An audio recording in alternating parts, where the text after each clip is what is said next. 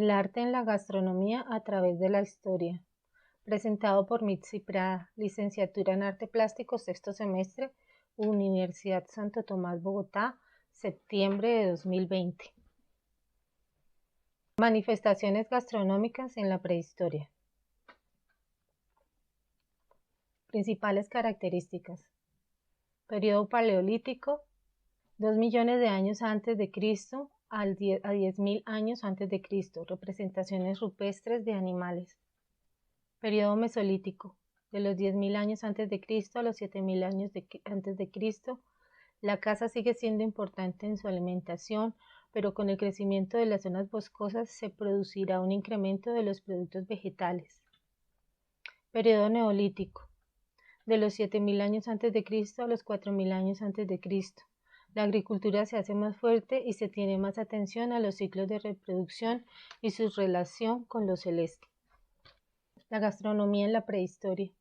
La paleodieta, 2 millones a 10 millones antes de Cristo. Paleolítico, la evidencia artística sobre su alimentación se ubica en pinturas rupestres. 10.000 años antes de Cristo a los 7.000 años antes de Cristo, el Mesolítico, el arte rupestre deja evidencia sobre el uso del fuego con el cual preparaban los alimentos.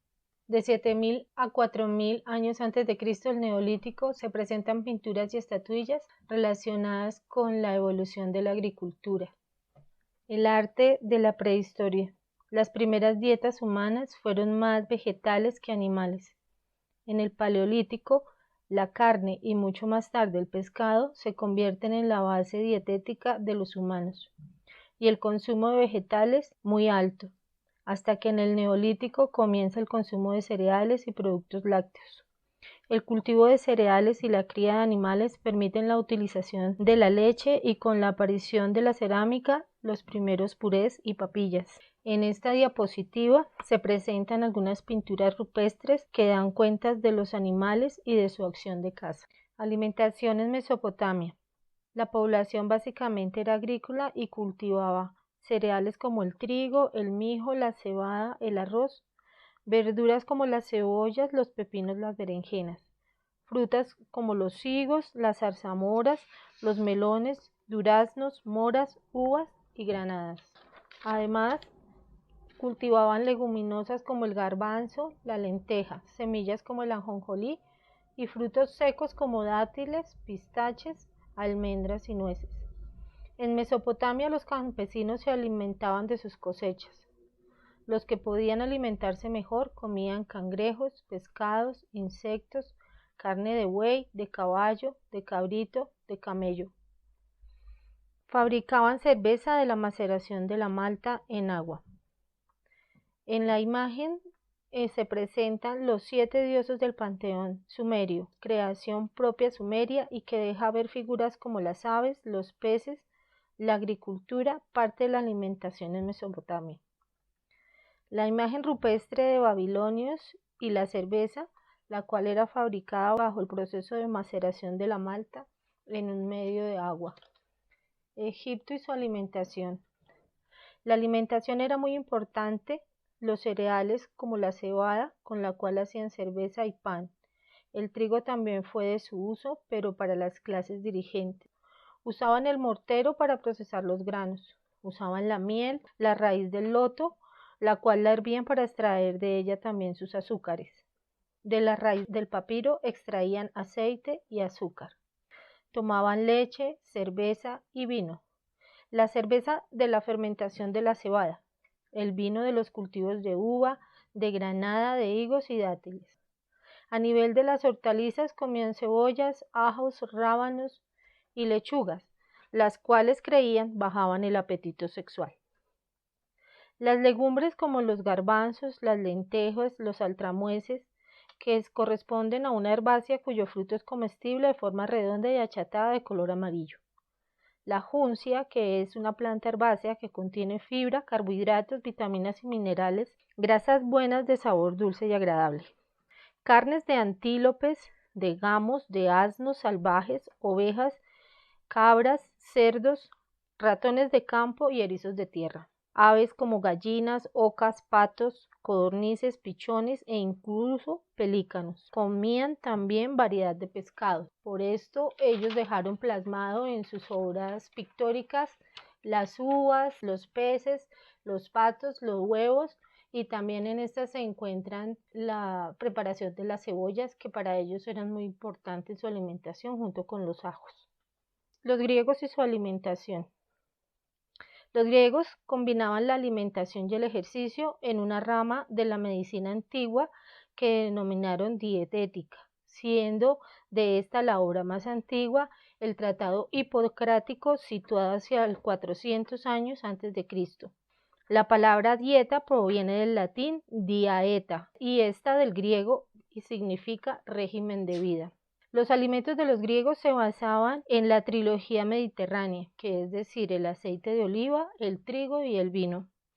Luego adicionaron las cebollas, legumbres, quesos, carnes de todo tipo, pescados, frutas y dulces. En sus manifestaciones artísticas quedan plasmadas a nivel de la gastronomía, la preparación de los animales, el disfrute del vino, la siembra de las uvas y de los frutos, la miel y la elaboración de los panes y la preparación de los pescados.